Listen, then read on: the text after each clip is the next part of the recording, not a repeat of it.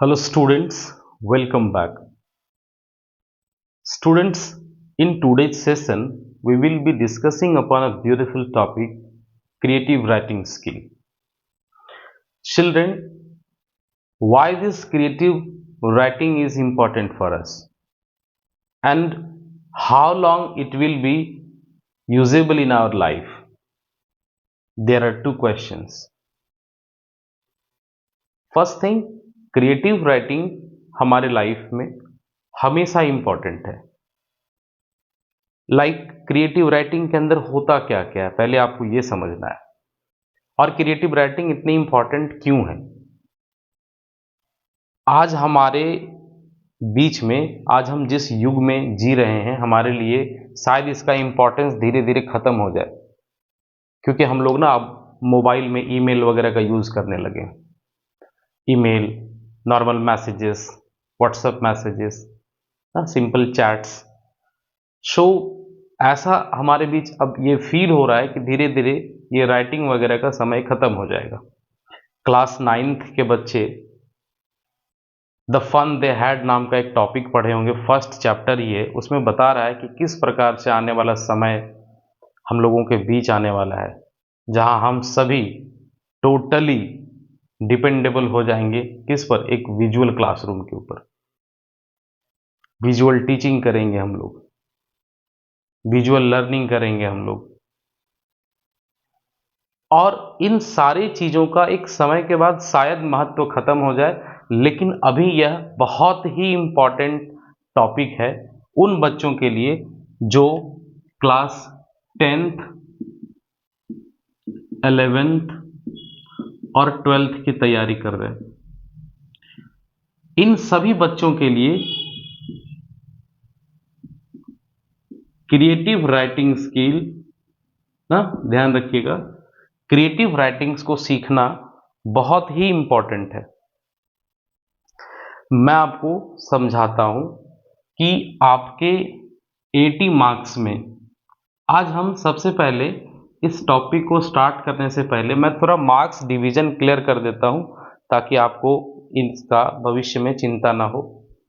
तो marks division में 80 marks में से, ध्यान रखिएगा, पहला 22 मार्क्स रीडिंग स्किल को चला जाता है, या फिर हम यूं कहें रीडिंग सेक्शन में चला जाता है. क्लियर है? फिर इसका दूसरा 18 मार्क्स राइटिंग स्किल में चला जाता है, राइटिंग सेक्शन में चला गया. क्लियर है? ध्यान रखिएगा. और तीसरा इंपॉर्टेंट हिस्सा, मैं इधर तीसरा मान लूं, 40% जो है, 40 मार्क्स जो है इनका, वो आपके टेक्स्ट बुक्स में चला गया. क्लियर है?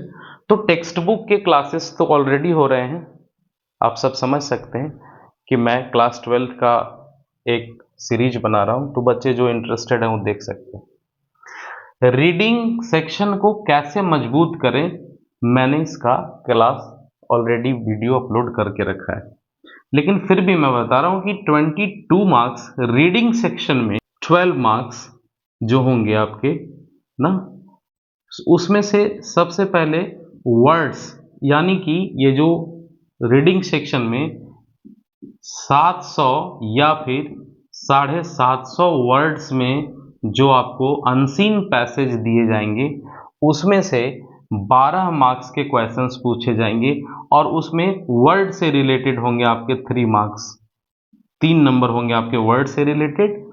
और इसमें से ध्यान रखिएगा आप लोग, मैं सब चीज समझा देता हूं. 3 मार्क्स होंगे आपके वर्ड से रिलेटेड, और बाकी के उसमें से सेंटेंस के थ्रू जो क्वेश्चंस किए जाएंगे वो होंगे आपके 7 मार्क्स के.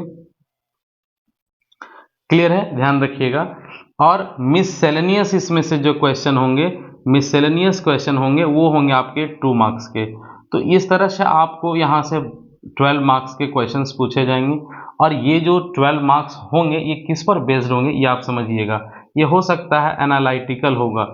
आप बच्चे, आपको याद होगा कि मैं एनालिटिकल पैराग्राफ राइटिंग बहुत करवाया हूं, आप लोग अगर थोड़ी बहुत मेरे नोट्स याद रखे होंगे तो आप उसे पलट कर देख लीजिएगा। एनालिटिकल पैराग्राफ होंगे और उससे दिए जाएंगे, ठीक है ना। एनालिटिकल पैराग्राफ चूंकि ये क्लास 10th में ज़्यादातर लोगों बच्चों से पूछे जाते थे, इसी का दूसरा नाम है डीआई। अब डीआई बेस्ड क्वेश्चंस हो सकते हैं। अब ये डीआई क्या है? Data interpretation. इसमें से याद रखिएगा, हो सकता है इसमें से आपको वहीं पर परसेंटेज से रिलेटेड क्वेश्चन कर सकते हैं, प्लस से क्वेश्चन कर सकते हैं, माइनस से क्वेश्चन कर सकते हैं, मल्टीप्लिकेशन से कर सकते हैं, क्लियर है ना। तो डीआई से भी क्वेश्चन यहाँ से पूछा जा सकता है। और तीसरा जो है वह फैक्चुअल। अभी खास करके अगर हम पिछले 5 साल का रिकॉर्ड देखें तो 5 साल के रिकॉर्ड में क्लास 12th में ज़्यादातर क्वेश्चन जो है वो डिस्क्रिप्शन यानी कि फैक्चुअल पैसेज से ही पूछे गए हैं। फैक्चुअल पैराग्राफ पैसेज दिए जाते हैं वहाँ पर और उन्हीं से क्वेश्चंस पूछे जाते हैं। तो चिल्ड्रन आपको दो चीज़ों को याद रखना है, एक एनालिटिकल बेस्ड हो सकता है, दूसरा फैक्चुअल बेस्ड हो सकता है, तीसरा डीआई हो सकता है। डीआई बहुत कम होता है क्योंकि ये कॉम्पिटिटिव एग्जामिनेशंस में पूछे जाते हैं। जैसे अगर आप एसएससी के एग्जाम दे रहे हो, अगर आप बैंकिंग के एग्जाम दे रहे हो तो वहां पर डीआई से रिलेटेड ज्यादा क्वेश्चंस पूछा जाता है, क्लियर है। तो इसमें से आपको 12 नंबर पूछे जाएंगे। अब बचे 10 नंबर। 10 नंबर जो है वो कहाँ पूछा जाता है, सॉरी किस पार्ट से लिया जाता है, ध्यान रखिएगा। तो ये होते हैं डाटा स्टैटिस्टिकल। आपने पढ़ा होगा डाटा स्टैटिस्टिकल, ये भी लगभग डीआई का ही पार्ट है, क्लियर है ना। तो इससे आपको 10 नंबर के क्वेश्चंस पूछे जाते हैं। जनरली आपको ये दो चीजें याद रखनी है कि सर हमें 12 नंबर उठाने के लिए क्या करने होंगे। और रीडिंग सेक्शन को कैसे स्ट्रॉन्ग करना है, किन चीजों को समझना है, मैं ये बता चुका हूँ। डीआई में कहीं ना कहीं कभी कभी ऐसा होता है, क्योंकि हमारे लिए जब ये एमसीक्यू बेस्ड नहीं होते थे तब हम लोग वहाँ देखते थे कि एक नोट मेकिंग का सेक्शन होता था और तब नोट मेकिंग बहुत आसान हो जाता था हम सभी बच्चों के लिए, और नोट मेकिंग भी पूछा जाता था, लेकिन वो एक कंप्लीट राइटिंग सेक्शन है। ध्यान रखिएगा कि अगर कंप्लीट जो है सब्जेक्टिव में हुआ तो नोट मेकिंग रीडिंग सेक्शन का एक सबसे महत्वपूर्ण हिस्सा है, और एमसीक्यू बेस्ड होता है तो डीआई एनालिटिकल सबसे ज़्यादा इंपॉर्टेंट हो जाता है, क्लियर है। अब हम लोग आते हैं इसके बाद, थोड़ा समझिएगा कि दूसरे सेक्शन में, और दूसरा सेक्शन हमारा क्या है, राइटिंग सेक्शन। राइटिंग सेक्शन कहें या आप इसे कहें creative writing skill, creative writing skills. पहले मेरी बातों को समझिएगा, उसके बाद हम लोग इसमें आगे बढ़ेंगे। किसी भी चीज को पढ़ने से पहले हमें उसके सिलेबस को समझना जरूरी है, क्योंकि जैसे ही आपके दिमाग में क्वेश्चंस पूछे जाते हैं, जैसे ही आपको किसी ने पूछा कि अच्छा ठीक है आपको ना ईमेल राइटिंग करना है, तो ईमेल राइटिंग मैक्सिमम 4 नंबर का हो सकता है। नंबर का डिवीजन आपके दिमाग में तुरंत याद आ जाना चाहिए। जैसे आपको कहा कि इनविटेशन राइटिंग करना है, फॉर्मल या इनफॉर्मल इनविटेशन राइटिंग करना है, तो आपको उसके मार्क्स फटाफट दिमाग में सेट हो जाने चाहिए। फॉर्मल लेटर पूछ रहे हैं या इनफॉर्मल लेटर पूछ रहे हैं, पहली बात तो ये कि इनफॉर्मल लेटर जो है वो एकेडमिशियन के लिए नहीं होता है, वो 11th-12th में नहीं पूछे जाते हैं। जब भी पूछे जाते हैं तो फॉर्मल लेटर ही होते हैं। अब तो बोर्ड से भी उसे खत्म कर दिया गया है। तो जनरल सी बात क्या है, ध्यान में रखिएगा कि क्रिएटिव राइटिंग स्किल का जो सिलेबस है, जहां 18 मार्क्स पूछे जा रहे हैं, पहले इस 18 मार्क्स को आप कंप्लीट तरीके से डिवाइड कर लें, फिर हम लोग उसको समझने का प्रयास करेंगे, क्लियर है ना। तो ये जो 18 मार्क्स है, समझिएगा उसको, 18 मार्क्स में से सबसे पहला हम लोग बांटते हैं 5, फिर 5, फिर 4 और एक और 4, क्लियर है। ध्यान रखिएगा ये 4 पार्ट में मैंने इसे डिवाइड कर दिया, मैंने नहीं, आपके सिलेबस ने, क्लियर है। तो ये 4 पार्ट्स क्या क्या हैं, यहाँ क्या क्या पूछे जाएंगे, हम लोग अभी इस पर बात करेंगे, क्लियर है। और इसे बहुत ही बारीकी से सुनिएगा, क्योंकि जब तक आप अच्छे से सुनेंगे नहीं, आपको आगे लिखने में बहुत दिक्कत होंगे। तो मैं इसे इस तरह से लिखता हूं ताकि हमें यहाँ एक्सप्लेन करने में आसानी होगी। First 5 marks, second 5 marks, third 4 marks, और फाइनली लास्ट 4 मार्क्स, क्लियर है। अब इसके बारे में हम लोग डिस्कस करेंगे और फिर हम लोग इस टॉपिक को डिटेल में जाएंगे ताकि सब कुछ हमें समझना भी है, क्लियर है ना, ध्यान रखिएगा। और एक चीज, क्रिएटिव राइटिंग को हम दो तरीके से लिख सकते हैं, या तो मोस्ट इंपॉर्टेंट क्वेश्चंस को हम लोग रट भी सकते हैं। अगर आपको सेंटेंस फॉर्मेशन में दिक्कत होती है, अगर आपका इंग्लिश ग्रामर बहुत स्ट्रांग नहीं है, तो पहले तो आपको उस पर काम करना चाहिए। और चूंकि सीबीएसई के बच्चे they are quite good in English, तो वो लिख सकते हैं। आईसीएसई के बच्चे similarly you are quite good in English, तो आप भी वहां लिख सकते हैं। बच्चे जहां दिक्कत फेस करते हैं, जिनको कभी कभी रटने की आवश्यकता होती है, जो थोड़े बहुत पुअर होते हैं ना, ध्यान रखिएगा, जिनको रेमेडियल क्लासेस की आवश्यकता होती है, जिनको अपने इंग्लिश में रेमेडीज ढूंढने पड़ते हैं, उन सारे बच्चों के लिए यह है कि इनको आप लर्न भी कर सकते हैं, याद भी कर सकते हैं। मैं एक तरह का क्वेश्चंस बता दूंगा जो जनरली वही क्वेश्चंस ही या उसी तरह के क्वेश्चंस पूछे जाते हैं आपको एग्जाम में, इसलिए आपको यहाँ से बहुत दूर भागने की आवश्यकता नहीं है। जिस तरह के क्वेश्चंस मैं आपको बताऊंगा, आप सिर्फ उन्हीं क्वेश्चंस के ऊपर फोकस्ड रहिएगा, आपको बाहर से कुछ भी पढ़ने की जरूरत नहीं है। क्लियर है ना? चलिए, तो सबसे पहले 5 मार्क्स कहाँ से पूछे जाते हैं, चलिए ध्यान रखिएगा। 5 मार्क्स को मैं कह देता हूं, पहले समझिएगा एक एक चीज को, है ना, एक एक पॉइंट समझिएगा। Formal letter, formal letter 5 marks, clear है? दूसरा दूसरा 5 मार्क्स कहां से आएंगे? पहला 5 मार्क्स तो हमारे आ गए फॉर्मल लेटर से, दूसरा 5 मार्क्स, तो दूसरा 5 मार्क्स आएंगे आर्टिकल राइटिंग या फिर रिपोर्ट राइटिंग। ध्यान रखिएगा ना, आर्टिकल राइटिंग या फिर रिपोर्ट राइटिंग। क्लियर है? अब एक चीज समझ लीजिएगा, आर्टिकल ये ग्रामर वाला नहीं है ना, ध्यान रखिएगा, उसको हम लोग बोलते हैं आर्टिकल्स। ये आप टॉपिक में कंफ्यूजन नहीं करिएगा, आर्टिकल्स, ठीक है ना, ध्यान रखिएगा। तो आर्टिकल राइटिंग। और चौथा यानी कि 4th नंबर में हम लोग क्या देखेंगे? 4th नंबर में नोटिस राइटिंग, नोटिस या एडवर्टीजमेंट, नोटिस या एडवर्टीजमेंट। और लास्ट क्या है? लास्ट हमारा क्या होने वाला है बताएंगे आप लोग कोई?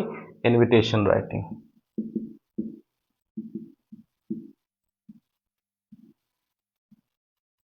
Invitation writing. तो समझिए कि हम लोग जो है इतने सारे चीजों को सीखना है, हमें इन सारे टॉपिक्स पर अभी बात करने हैं। क्लियर है? चलिए, अब आपको समझ में आ गया होगा कि हम लोगों को स्टार्ट करने से पहले इसके सिलेबस को ध्यान रखने की आवश्यकता है। सबसे पहली बात, ये फॉर्मल राइटिंग कहते किसको? थोड़ा थोड़ा चीज को समझिएगा, मैं कई बार समझा चुका फिर भी। A letter which is written to a chair, not a person। हाँ, ध्यान रखिएगा, एक ऐसी चिट्ठी, एक ऐसा लेटर जिसको हम किसको लिखते हैं, देखिए समझिएगा, a letter which is written to a chair, मतलब आप समझिएगा, आपके विद्यालय में कोई प्रिंसिपल है, आप प्रिंसिपल को लेटर लिखते हैं, रास्ते में चलते हुए वो अगर आपसे मिल जाते हैं, कॉमन लाइफ को जीते हुए, तो हम उनको उस जगह पर वो लेटर उस हैसियत से नहीं दे सकते हैं, हम चेयर को लिखते हैं। क्लियर है ना? समझ में आ जाएगा आपको। डीसी को लिखते हैं, मान लीजिए अभी एक चेयर यहां लगा हुआ हो, ठीक है, आप उस चेयर पर बैठे हुए हैं और आपका एक वहां पर ओहदा है, आपका एक पद है जहां आप एक प्रिंसिपल हैं। तो आज जो लेटर लिखा जाएगा mentioning to the name principal, तो वो लेटर आप देखेंगे। अगर उस चेयर पर कल को आप नहीं बैठे हो, तो कल जब प्रिंसिपल को लेटर लिखा जाएगा तो वो लेटर आप नहीं बल्कि उस चेयर पर जो बैठे होंगे वो देखेंगे। इसलिए याद रखिएगा कि फॉर्मल लेटर हमेशा उनको लिखा जाता है जो चेयर पर हो, इसलिए वो सीधा सीधा ये कहा जाता है कि formal letter is always written to a chair not a person. Clear है? याद रखिएगा। दूसरी चीज, कि फॉर्मल लेटर हम जब भी लिखते हैं तो इसका एक स्टेप्स होते हैं, स्टेप वाइज आप याद रखिएगा, मैं यहाँ क्लियर कर देता हूँ, हालांकि हम इसको बाद में भी पढ़ेंगे। तो इसको हम लोग हमेशा ध्यान रखिएगा, इसको हमेशा हम लोग 5 स्टेप्स में लिखते हैं। क्लियर है? 5 स्टेप्स में हम लोग इसको खत्म करते हैं। इसलिए इसे कभी भूलिएगा नहीं, मैं अभी इस पर चर्चा करूंगा डिटेल में। फॉर्मल लेटर हमेशा 5 स्टेप्स में लिखेंगे, क्लियर है ना। मैं कई बार चर्चा किया हूं पढ़ाते समय, लेकिन आज हम लोग उसको फिर से देखेंगे।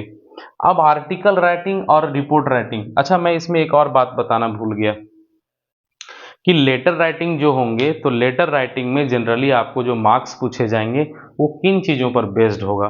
तो सेम लेटर राइटिंग और आर्टिकल राइटिंग में दोनों का एक साथ मार्क्स डिवीजन बता देता हूँ, क्लियर है ना। फिर हम लोग इसकी क्लासेस को भी देखने हैं अभी। आर्टिकल और रिपोर्ट राइटिंग क्या होता है पहले आप समझ लीजिए। आर्टिकल राइटिंग, कोई एक टॉपिक दे दी गई आपको और उस टॉपिक के बारे में लिखना हो, that is called article writing. अनुच्छेद लेखन इसको हम लोग हिंदी में बोलते हैं। जैसे मान लीजिए आपको दे दी गई कि honesty is the best policy, आपको उसके बारे में लिखना है ना। ऐसे बहुत तरह से लोग समझते आते हैं बचपन से इतने इतने तरीके, इतने इतने नामों से इसको जानते आए कि कन्फ्यूजन स्वाभाविक बन जाती है। तो हम जब सेल्फ वर्ड का यूज करके कोई ऐसे टाइप का लिखते हैं, long form of writing is called article writing. तो लॉन्ग फॉर्म ऑफ राइटिंग जो होती है किसी टॉपिक पर बेस्ड, उसको हम लोग बोलते हैं आर्टिकल राइटिंग, क्लियर है।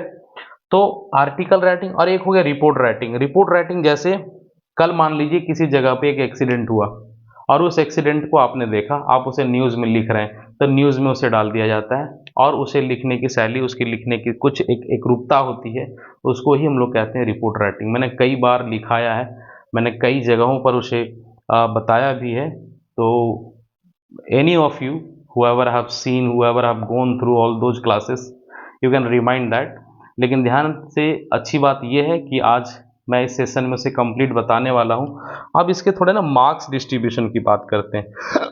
जो 5 मार्क्स दिए गए हैं कैसे डिवाइड किए जाएंगे ना, ध्यान रखिएगा।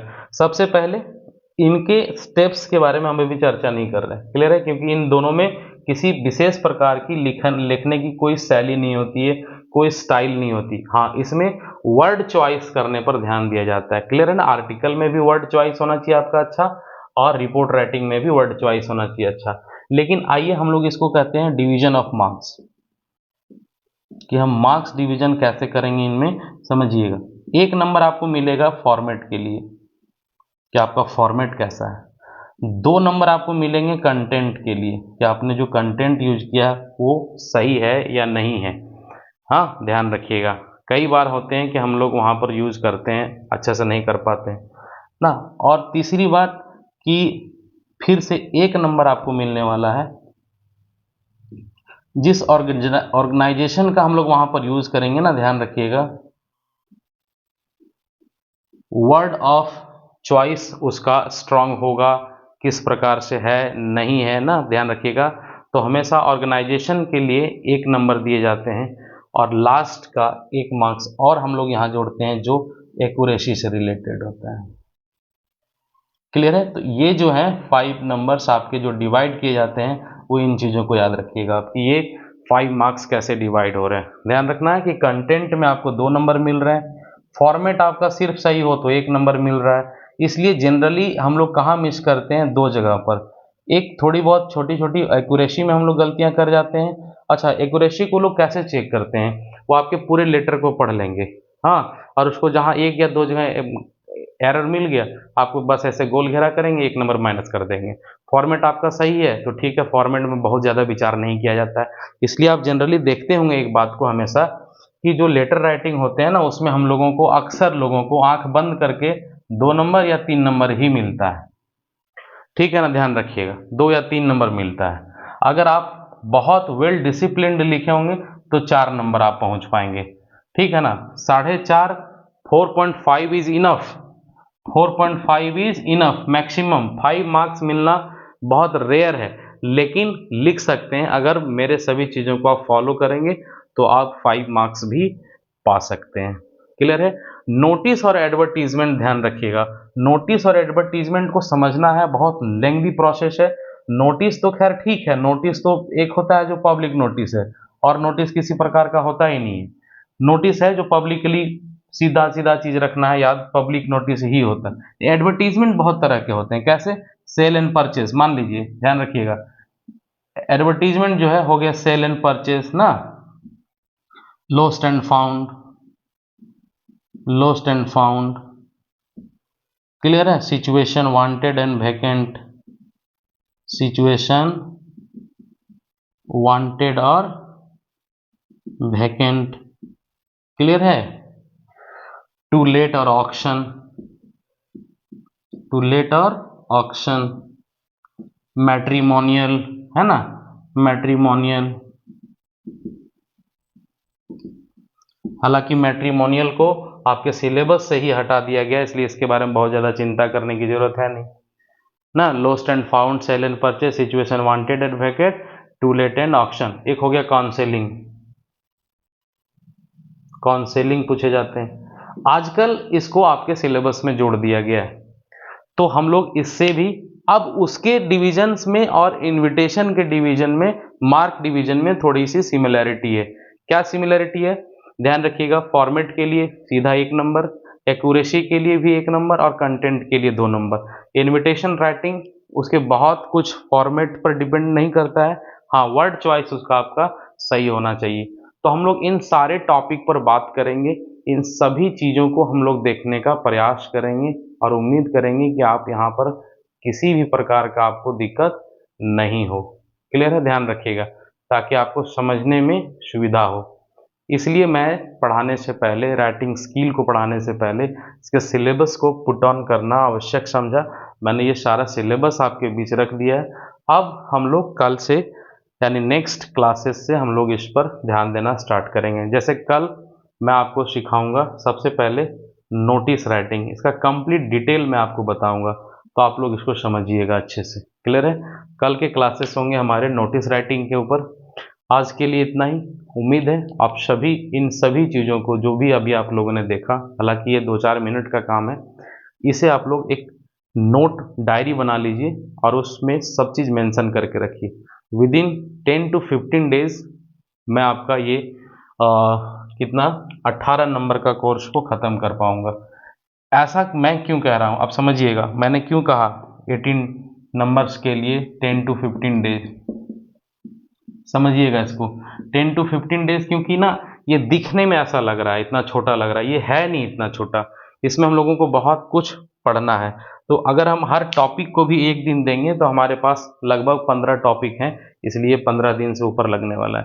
तो आप सभी 15 दिन के लिए एकदम फोकस्ड हो जाइए कि हमें 15 नंबर उठाने हैं, अगर 18 मार्क्स उठाने हैं तो ये 15 दिन हम लोगों को अच्छे से ब्रिटिश इलिटरेचर पर हर एक वीडियोज़ को देखनी है, हर एक वीडियोज़ को ध्यानपूर्वक देखना है। ऐसा नहीं कि सर पास कर दिए बाद में जो आपने लिखा है उसको लिख लिया, नहीं, एवरी मिनट आपको वॉच करने हैं, हर एक चीज़ को आपको वॉच करना है। शायद तब जा करके आपका क्रिएटिव राइटिंग का जो समस्या है वो पूर्ण रूप से ख़त्म हो जाएगा।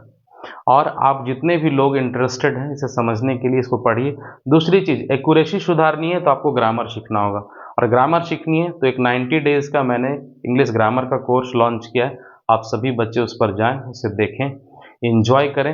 आपको पूर्ण रूप से ग्रामर सिखाने की जिम्मेवारी मेरी है, और जिन बच्चों ने मेरे से क्लास किए हैं उसे पता है कि ग्रामर पढ़ाने का क्या शैली है मेरा, ग्रामर कैसे पढ़ते हैं, कितना एंजॉय करते हैं हम लोग पढ़ते समय।